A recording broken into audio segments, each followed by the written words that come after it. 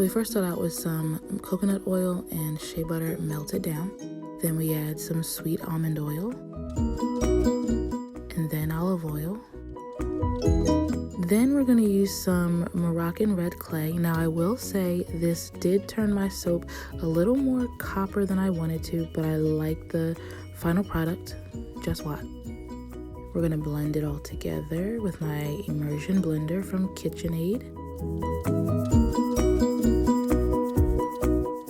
Then we add some titanium dioxide, a natural white colorant, directly into my lye water solution and blend it. Then I add that solution to my base oils and blend. I was okay with how the titanium dioxide lightened the soap to a more copper color, and I like how it turns out when I add my colors. I split the batter into 3 equal parts.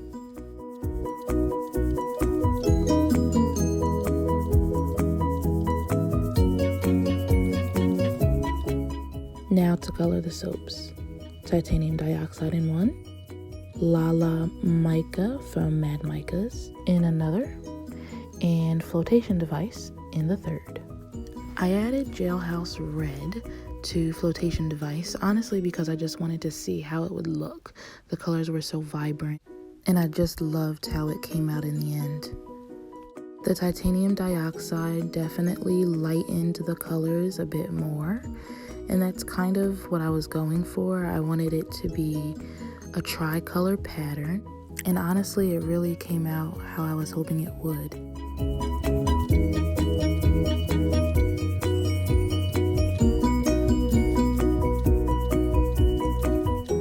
Now for the fragrance, I used a blend of patchouli oil and orange essential oil. I've never used this before, but I heard great things, and let me tell you, I really liked it. The notes for this blend are very citrusy with the orange and a more musky, woodsy, earthy type of blend for the patchouli. It also has a little bit of a sweet note. It really works. Now the pour is probably one of my favorite parts of making soap. Now for the soap mold, we're using a 2-pound mold. I took some tape and put cutting marks on the side for when we cut. But what I did with this pattern is I just did 2 quick swipes of each color, rotated each color around the table to keep myself oriented so that I could get even color distribution throughout the loaf. We have our gold and our lighter color and our vibrant orange color. We're just literally taking and swiping up and down, up and down, up and down until all the soap is out of the cups. It got a little fun, and a lot of the time I was thinking about how this pattern was going to come out in the cut.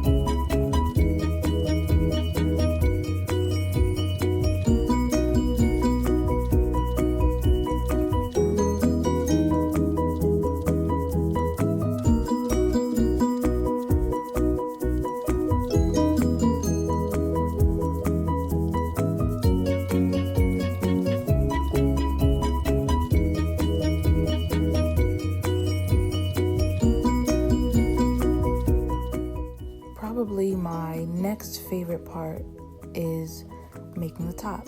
So I used some coconut oil and shea butter for the frosting, and I colored it with titanium dioxide. I didn't anticipate how much my recipe would yield, so there's a pretty filled bag right here, but I got it done.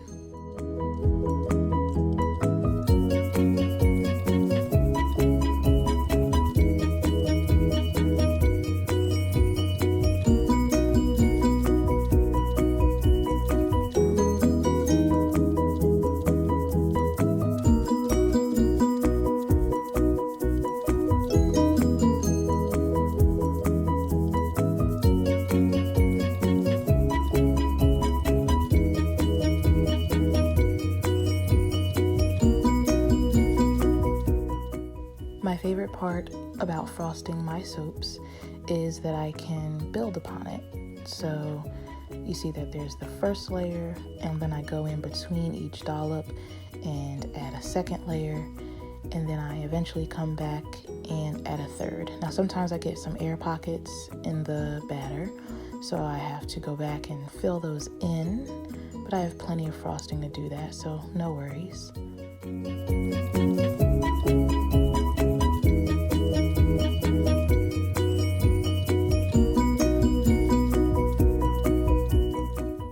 We're getting to the tippy top of this soap in the end of our batter. We still have plenty to go, so I'm just finding some little spots to fill in.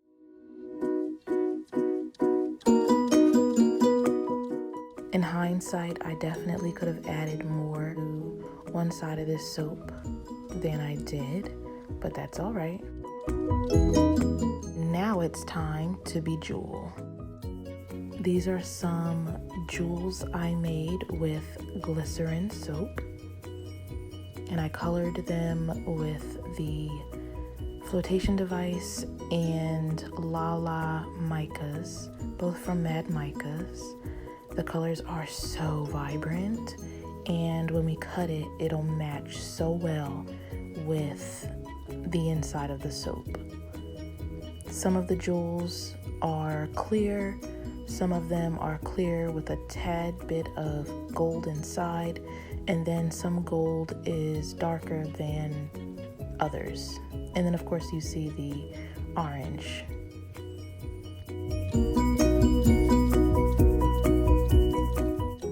Now we're adding some fairy dust from Mad Micas. It has a really beautiful holographic looking glitter to it. It's probably one of my favorites. Just spritz some rubbing alcohol on top, and we're done.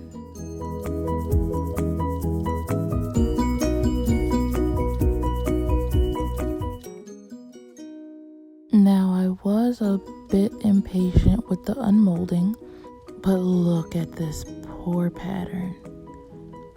When I tell you it came out exactly how I was hoping, it really did.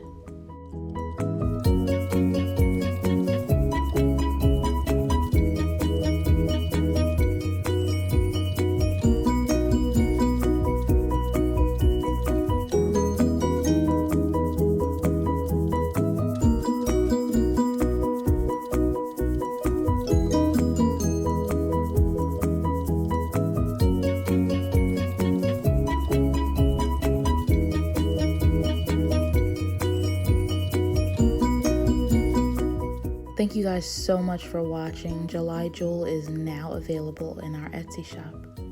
See you next time. Bye.